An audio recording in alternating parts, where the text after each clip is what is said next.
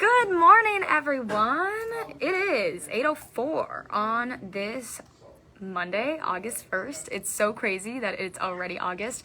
Last Friday, Lydia and I were talking about the fact that it was going to be our last July show, and here we are on a Monday, first day of August, getting you ready for the work week. So crazy, but thank you always for joining us on this Facebook Live. I'm Kwon. Don't forget, you can always watch and listen to this live stream later through the InForum YouTube channel or on your favorite podcast platform. Say that 3 times fast. It's of course a really good way to just start off your day, knowing what's happened, over the weekend, what new developments we're following. And you can also just visit inforum.com/podcast and look for the InForum Minute as well. All right, let's dive right into it. We did have some new developments in a crash overnight. We learned a Fargo man is dead.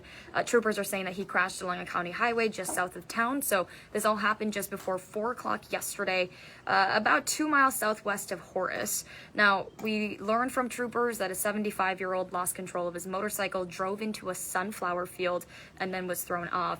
Now, we did learn that he was wearing a helmet at the time of the crash, and we'll let you know in our evening newscasts what his name is, because we are expecting that information to be released sometime later today. But we did a little bit more digging into these motorcycle accidents, right? And we learned that this crash now makes it 10 deadly crashes involving motorcycles just this year in North Dakota. So if you remember, 3 of those did happen in Cass County, 2 of them just happening 2 months ago, back in June. Those include 21-year-old Tessa Holt, who we've told you about on First News before. She was killed near the I-94 exit ramp just off of South University there.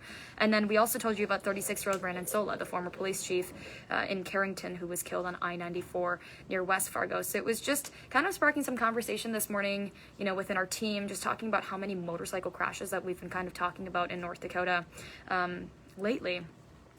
We also were learning some new developments this morning from that fiery crash on I-94 that we first brought you last Friday.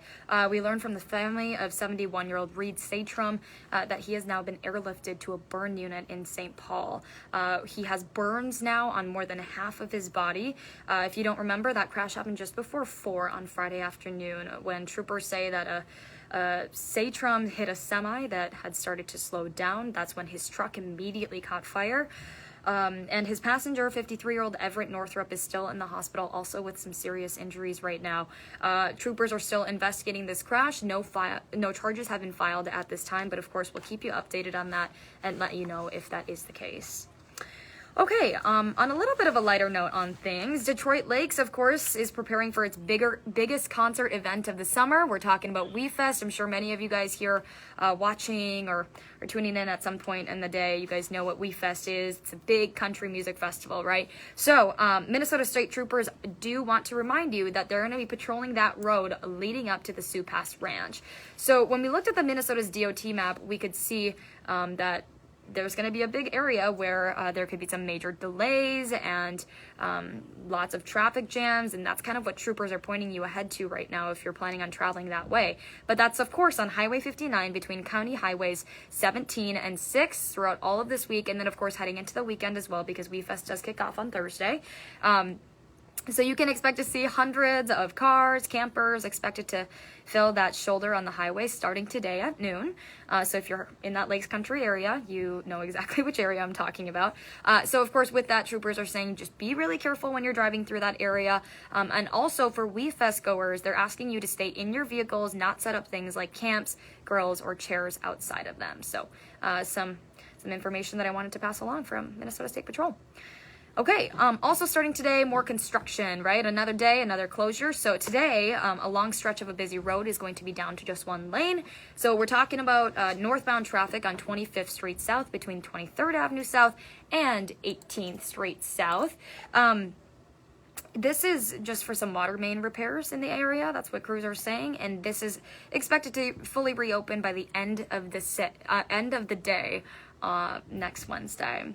Also starting today, those of you in Jamestown, you might want to listen up because you're asked to stay away from this one park for some mosquito fogging. So that's going to be taking place at McElroy Park starting at 10:30 tonight. Crews are going to be out and about, and there's going to be some fogging machines on. And with that, they're of course asking parents to make sure their children are staying away from those fogging machines. And also, drivers, you should treat it kind of like a work zone. Just drive really careful and use caution. So that fogging is going to continue until work is completed. Someone on this Facebook Live just asked me if I've ever been to WeFest yet. And I have been to WeFest 1 year, and this was before my freshman year of college, and it was a very good time.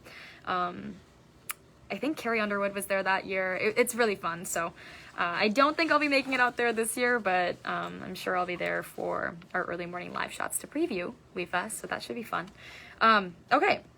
Also, last thing when it comes to our local news today, we learned that a former North Dakota Highway Patrol trooper who died in the line of duty is going to be getting a new headstone today.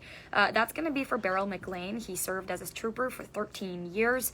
He was killed back in 1954 in a crash with a drunk driver who was driving on the wrong side of the road. So that ceremony is going to be starting at 1 this afternoon at the Highland Home Cemetery in Jamestown. We also learned that the North Dakota Troopers Association, along with an anonymous donor, are going to be helping pay for this headstone. All right, let's talk more on a national level of things. Right now, this is probably something that's all over your headlines. President Joe Biden continuing to isolate at the White House this morning. He tested positive for COVID again on Saturday. So the president says he's feeling okay after having this COVID rebound, which actually does happen to a majority of people who decide to take what he's taking, the antiviral medication, which is called Paxlovid. We've kind of talked about that a little bit on First News as well. We learned that Biden did have 6 close contacts prior to his positive test, but the good news is none of those people have tested positive themselves. Now, the White House physician also says the president is feeling completely asymptomatic. So wanted to update you on that and on his condition. Also, really important, especially for this time of year, we all know that like our scalps can get burned, right? And like I think a lot of people have discovered that there's, hey, sunscreen to protect your scalp. Scalp burns are like one of the worst things. Trust me, I deal with it a lot in the summer. But with that being said, there's a really popular sunscreen brand, which I'm sure many of you guys are familiar with, and it's actually known to prevent skin cancer, but it now could maybe pose a cancer risk of its own because Banana Boat's hair and scalp sunscreen is being recalled right now because tests have found these trace levels of benzene, and benzene has been really closely linked to leukemia and other blood cancers. So they're kind of taking those off the shelves right now. But the company says that the recall applies to 3 batches of their SPF 30 spray. They're going to have expiration dates of, listen up, December 2022, February 2023, and April 2024. So the company is asking retailers and consumers to just toss it out and ask them for a refund, and you should get that right away. All right, let's talk about Hot Mic. Dom is back this week, so Hot Mic, of course, 9 to 11, WDAY Extra, InForum.com.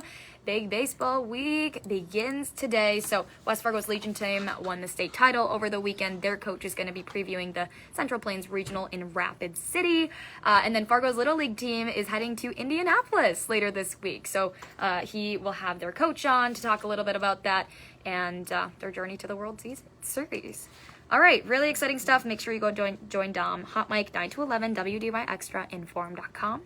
On InForum.com, this is a type of story I wouldn't typically tease, but I just thought it was important, especially for those of you. I know a lot of our people are either from the cities or have family from the cities, right?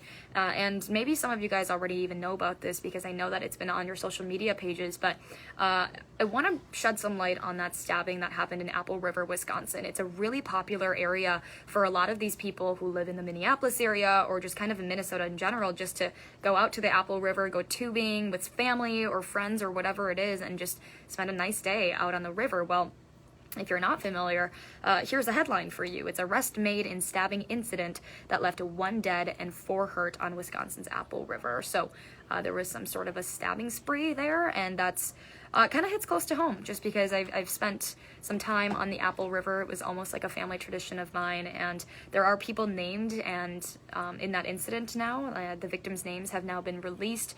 I do know that the one person who was dead was just a younger adult who was from Stillwater, I believe. So if you'd like to read up a little bit more on that, it's really, really tragic. But I just thought since that hit so close to home, I wanted to relay that with you and remember that victim who was killed in that. Okay. All right, that's all I got for you today. But again, before we close this out, I wanted to let you know right now you can get unlimited local news just by paying 99 cents a month for your first 3 months. All you have to do to get that deal is go on inforum.com/subscribe. All right, everybody, I think that's all we got for today. Don't forget, we have news at 4, 5, 6, 9, and 10. And then we'll be back here tomorrow morning from 5 to 7. Lisa will be back tomorrow as well, so that's something you can always look forward to. All right, everybody, have a great day, and we'll see you guys back here tomorrow morning. Bye.